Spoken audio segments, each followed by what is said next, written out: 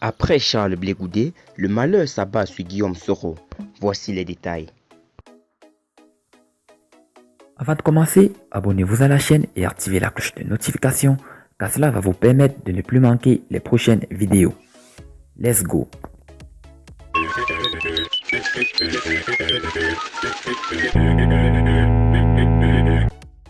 Guillaume Soro vit en exil en France depuis son retour manqué en Côte d'Ivoire le 23 décembre 2019. L'ancien président de l'Assemblée nationale, candidat déclaré à la présidentielle d'octobre 2020, a maille à partir avec la justice de son pays qui l'a condamné à 20 années de prison ferme ainsi qu'une amende de 4,5 milliards de francs CFA. C'est loin de sa terre natale que le député de Ferké vient d'apprendre le décès de l'un de ses proches vivants au pays. Guillaume Soro est en deuil. La nouvelle de la mort du frère cadet de Charles Blé Goudé a envahi la toile le mercredi 29 avril 2020. Blé Ponce Roger a rendu l'âme au moment où son frère aîné est en liberté sous condition à La Haye après avoir été acquitté par les juges de la Cour pénale internationale.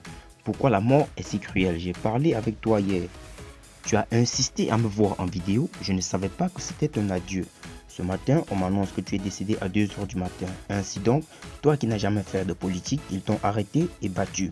Enfermé parce que tu t'appelles Blé Roger et que tu es mon frère. Depuis ta libération, tu as chopé une hypertension qui vient de t'emporter. S'était exprimé le président du Congrès panafricain pour la justice et l'égalité des peuples, un parti politique de l'opposition. Quelques jours plus tard, c'est au tour de Guillaume Kibafori Soro d'être frappé par le deuil. En effet, a-t-on appris le lundi 11 mai 2020, le chef du village de Lafo Koka, village maternel du président du mouvement Génération Peuple Solidaire, est décédé.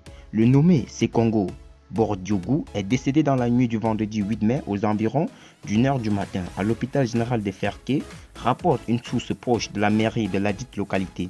Il était âgé de 75 ans. Ce lundi 11 mai 2020, le chef du village adjoint et un membre de la famille sont venus annoncer officiellement la triste nouvelle au premier magistrat de la commune, l'honorable député maire Ouattara Kiwili, confirme notre source.